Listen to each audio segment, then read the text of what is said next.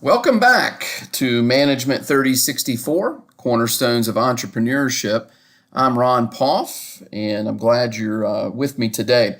Today we're going to be discussing specifically about how to use analogs and antilogs in business model design. As you may recall, in the last section, we briefly talked about how we can use these, and then today we're going to dive deeper into what that looks like. And really the focus on this module is to help to familiarize you with the basic concepts and challenges of using analogs and antilogs in model design. If we just briefly look at the objectives, kind of identify analogs and antilogs for use in business model design. Certainly looking at critical set of features for a new app, for a target set of customers. That's actually an exercise that you'll do this week. And then analyze the effectiveness of business model design's decisions in using analogs and antilogs.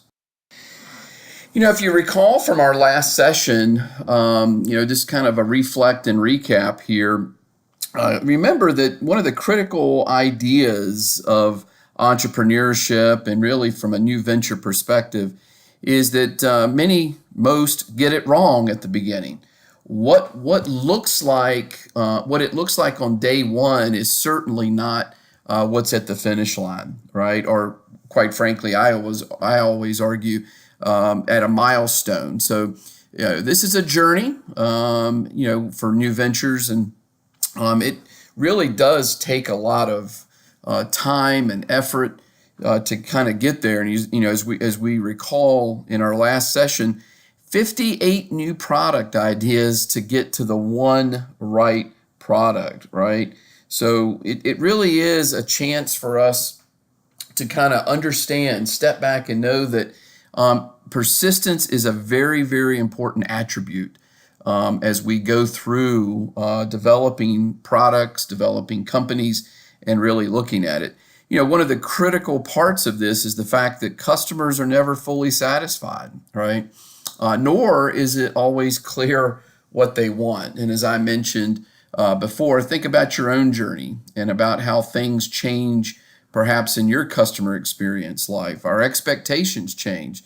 One of the other things that is a constant, right, are our competitors. So our competitors are always adapting their plans and strategies and sort of challenging us to become better at what we do and who we are. And then I think, certainly technology. And we are in a fast moving, technological culture. If you look at where we are today as compared to 5 years ago, 15 years ago, 30 years ago, it's just a dramatic difference, in that aspect. And so, we have to look at entrepreneurship. As part of entrepreneurship, there's this innovation and technology pieces that go along with it. This idea of persistence, I think, goes along certainly with courage, right? So all founders and everyone involved in new ventures, whether again it's a startup or it's inside of an existing company, it's that courage to jump forward. It's that leap of faith and being able to do it. But you have to stay persistent. You have to stay constant, right? And going through it, and certainly having a resilience, because if you look at, for example, the technology frontier, it's really about what's possible, what's not impossible, but what actually is possible. So a lot of times we actually label entrepreneurs with a can-do spirit, right? And they sort of see things in a different mindset. But along with that is this idea of being able to stay true, having a persistent vision and really thought process. And really that can outweigh any type of genius or intelligence activity that might be there.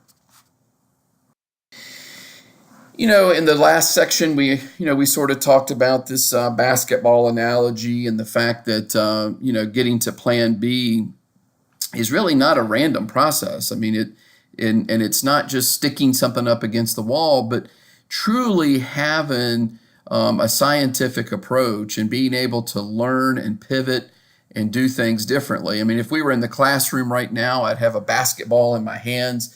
And if anyone, many of you probably already know, but in basketball, you have to, once you stop dribbling, right? So you're dribbling up the court. Once you stop dribbling, you have to plant 1 foot, right? So 1 foot has to remain planted.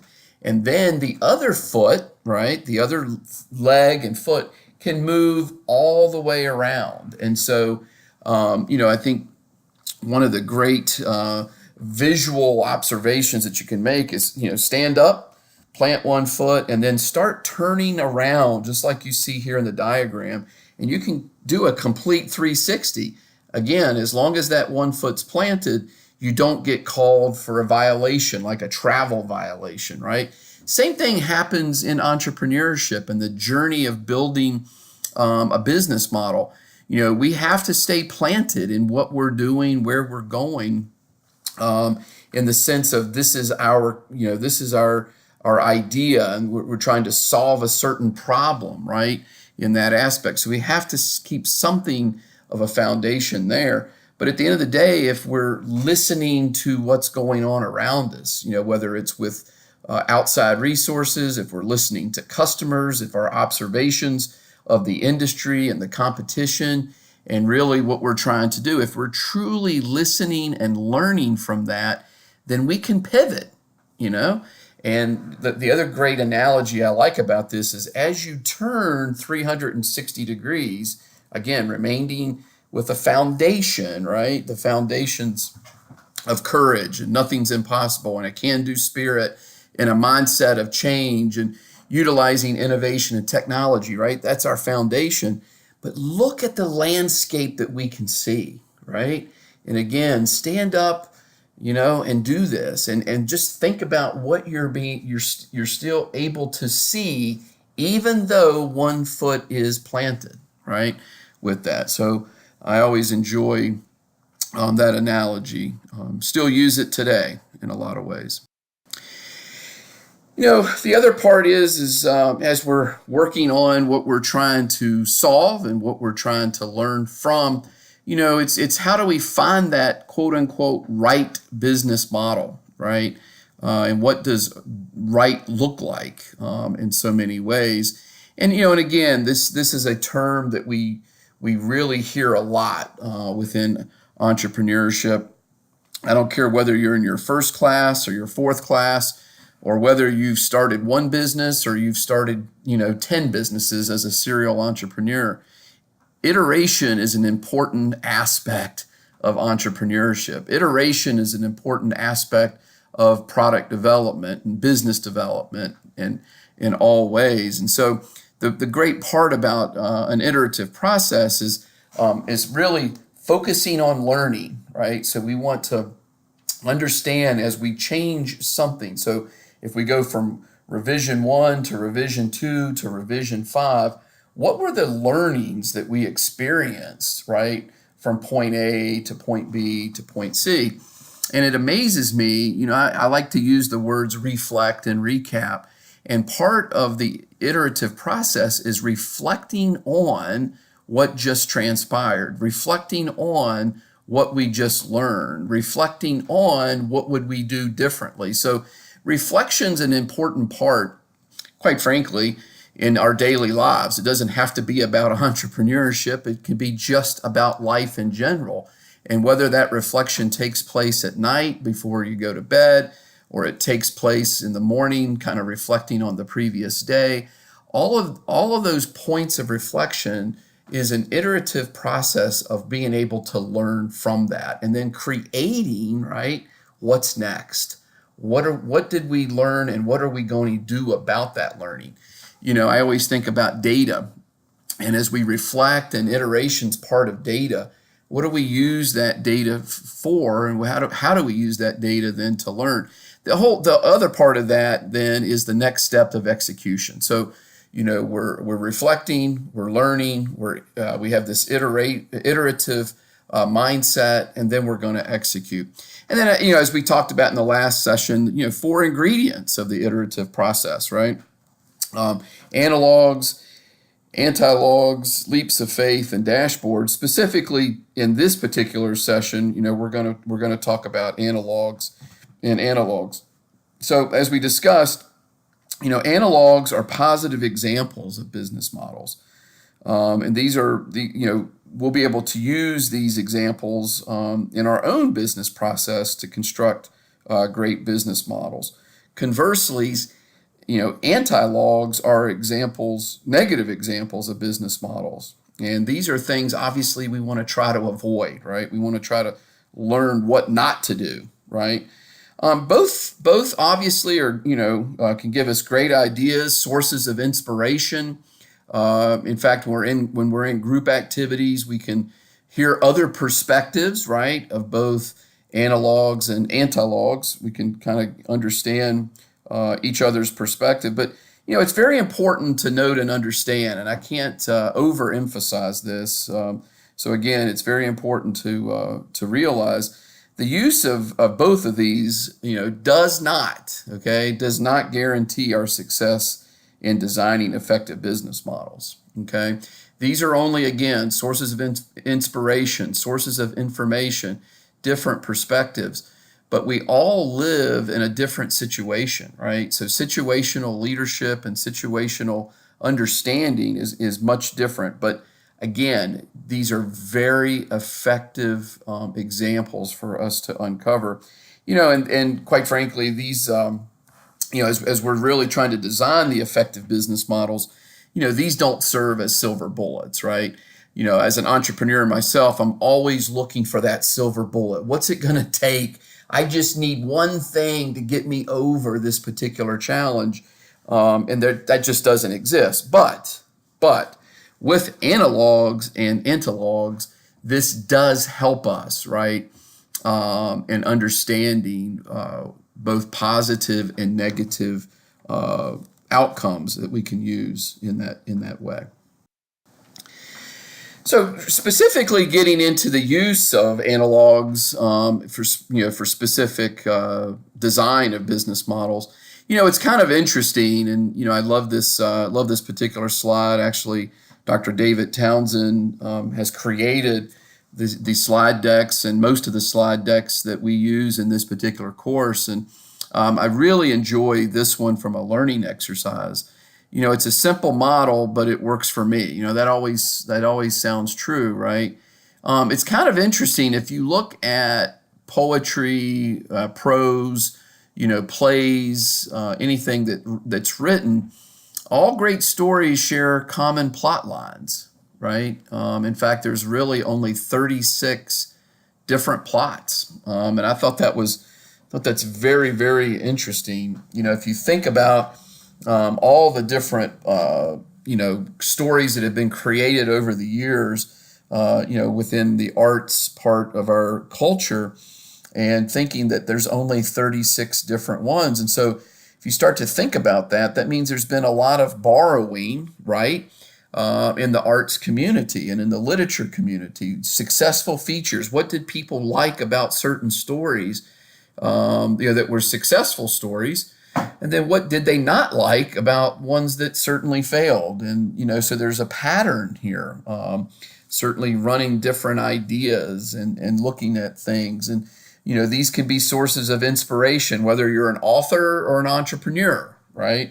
It really does sort of help us. And what's also kind of interesting is artificial intelligence. So now we can sit down and through research, and we can utilize AI to look at these different stories and really identify what this looks like. And that's been done. And so if you click on the link there's been 6 major structures of stories over time. And so I'll talk more specifically about it here. And the whole goal here is within analogs is there are successful features of business models, right? So there have been people that have come before us, right? From an entrepreneurial standpoint, business leader standpoint, they have come before us and they've helped us to understand some success, right? And these can obviously be good features and examples and perspectives that we can utilize for our own business model. And it's kind of interesting just to look at it. This is some specifics. If you click on the link, there was, the 6 plots of research. And so University of Vermont and Adelaide, they set out to do this, kind of taking what the artificial intelligence had worked on and, like 2,000 works of fiction, and they sort of put them into 6 core types of narratives. So again, 36 plots, and then they sort of put them down into 6 specific types of narratives. Ironically, if you look at these narratives, right? So you got, rags to riches, which is the rise, riches to rags, which is the fall, man in a hole, which is fall then rise, Icarus, right? Rise then fall, Cinderella, great story, right? Rise then fall then rise again, and Oedipus, fall then rise then fall. What's kind of interesting when I took a look at this, and my perspective, right, wrong, or indifferent, was to look at that's kind of the journey of an entrepreneur as well, right? So certainly rising up and thinking that we've got it all solved, and next thing you know, we fall flat on our face, right? And we go through, as you saw in the last session, right? You go through peaks and valleys, and when we think things are we're not going to get out of a particular valley, next thing you know, we find some new information, or we learn from a customer a different idea, and that sort of brings us out of that. But certainly a unique perspective.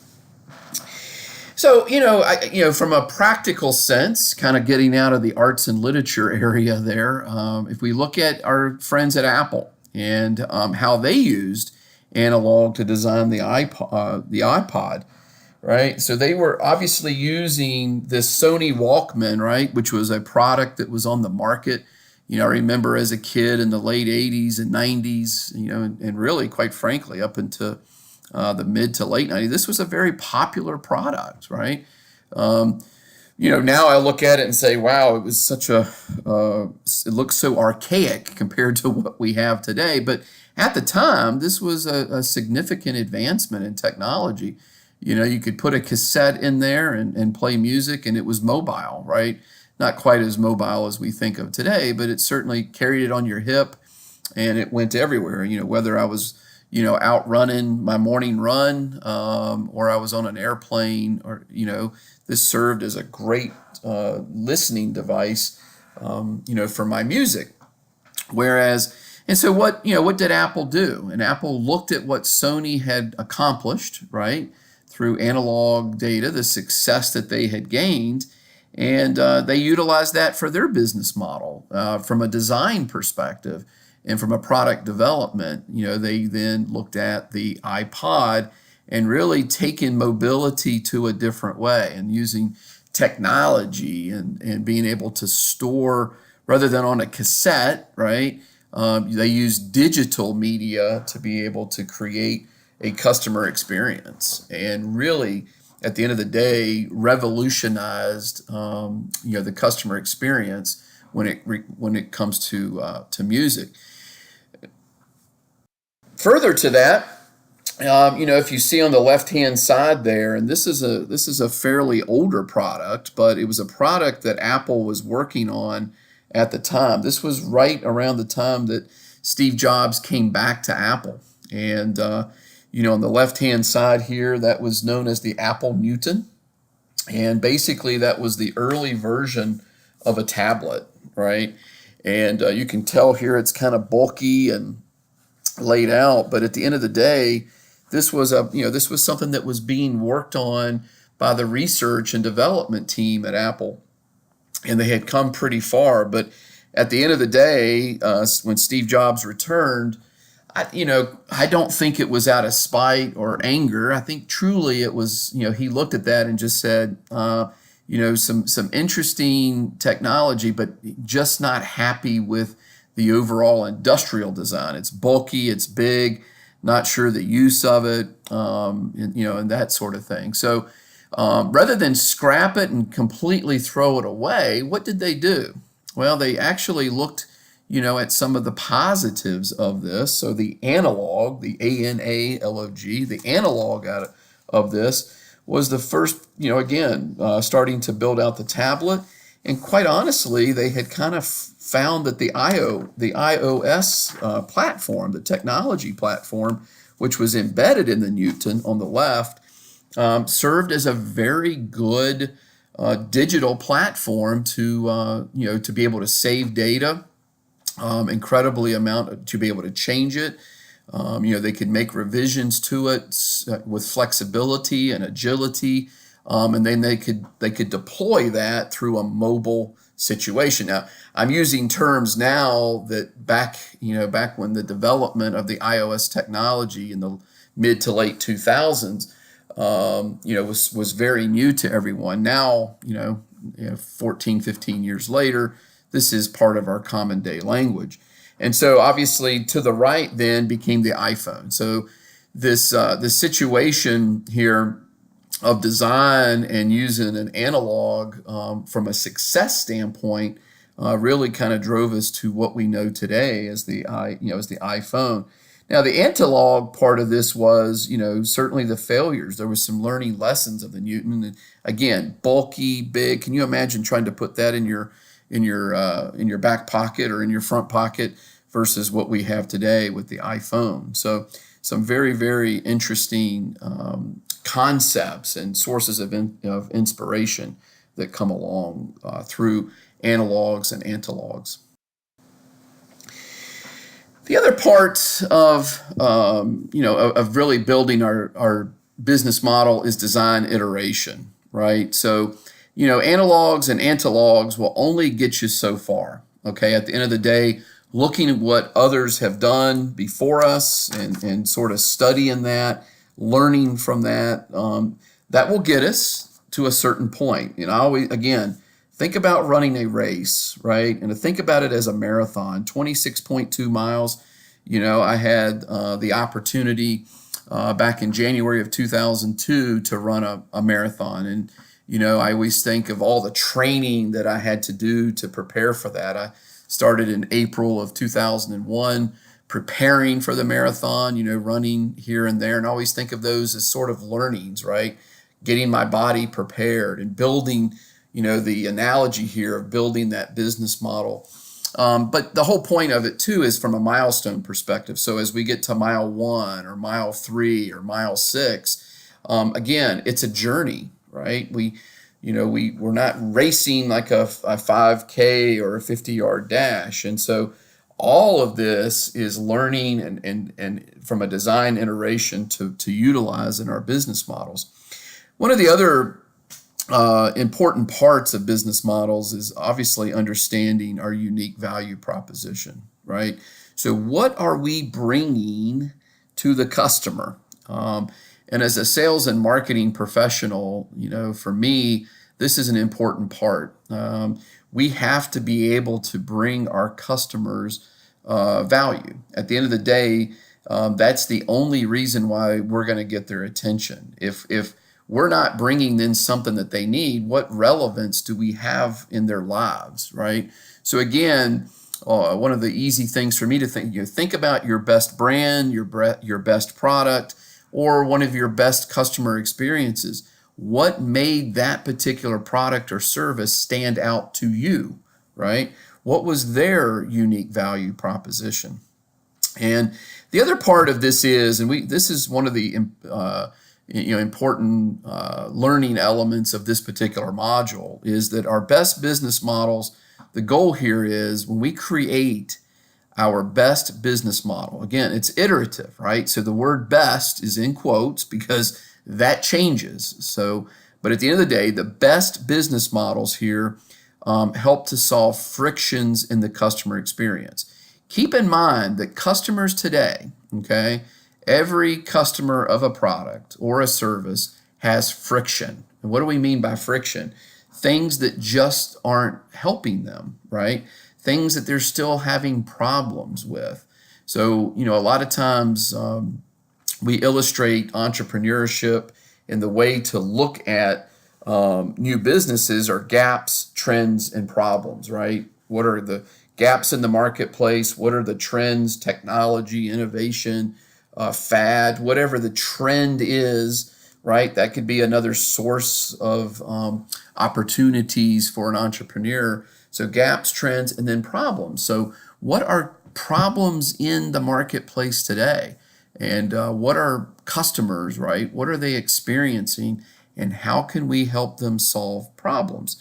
And so when you look at the illustration on the left-hand side, right, the cubes, or the squares there, all of those are points of friction, right? And it's very, very difficult to push a cube or push a square when you have that many points of friction, right, for the customer. So the more that we can understand the customer, right, the more that we can get to know what is really hurting them or what their friction points are, what are their pain points, guess what?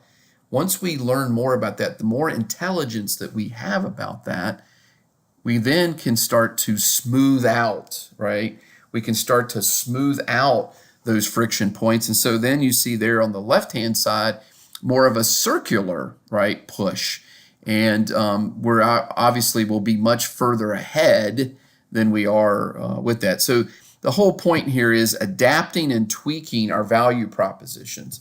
A lot of times this is a point of contention within the C-level community. When I say C-level, executives within organizations, could be a board of advisors even for an entrepreneurial venture.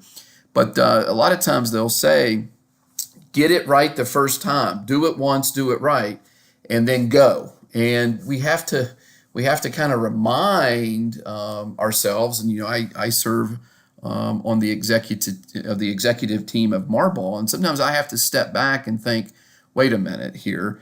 We're going with the best information we have at this point, and we have to be learning as we go. We can't be we can't tune out, if you will, customers. And so it is an iterative action from a design standpoint within our business model, and being able to tweak as we go. Every day we should be learning something about ourselves. And when I say that, I'm talking about our startup, our venture, the organization we're working in. We should be learning something, at least one thing every day.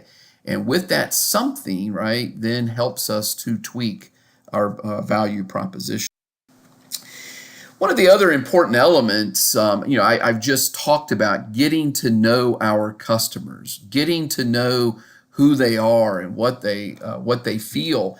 One of the ways we do that is with the use of customer empathy maps. And there's actually a great part in this module. There's a great link where you can go in and briefly read about empathy maps. And quite honestly, I plan to utilize these more in my organization. I remember seeing this probably 10, 12 years ago and used it then. But as we go through product development within my organization, this is a great part for very mature, quite frankly, mature sales leaders, marketing leaders, and our entrepreneurial spirit that we have within our organization to do this. And what does it mean, right? So what is a customer empathy map? And you can see here a nice example, but we really want to be able to hear what the customer is saying, right? What is it that they are trying to do and trying to say? How do they think and feel about a particular product or service? One of the best things to do is to sit down and ask questions, exploratory questions, and we can get some of the answers to how they see and say and do, and kind of where they're going. So these are four critical, hear, thinking, feeling, seeing, saying, and doing. These four boxes, right, help us to identify and really kind of brainstorm where they're going. And if you sit down with a customer and kind of interview them on what's going on in their lives, the whole goal here then is looking at the foundation. So they will then equal elements of pain. And what do we mean by pain? Pain are things that they're experiencing with the current product or service, or if there's not a product or service, their current experience in something. And what is that pain? What keeps them up at night? What frustrates them? What are sources of friction do they have in the existing marketplace and the existing products and services? The gains are what are, for example, what are our competitors currently doing, right? What products or services and what makes them happy? What keeps them going back to that particular product or service? And we have to listen to that as well and be able to listen to learn and then learn to listen, learn to listen and then listen to learn. These are very, very critical and important aspects of understanding who the customer is, and more importantly, how can we help them, right, in that way.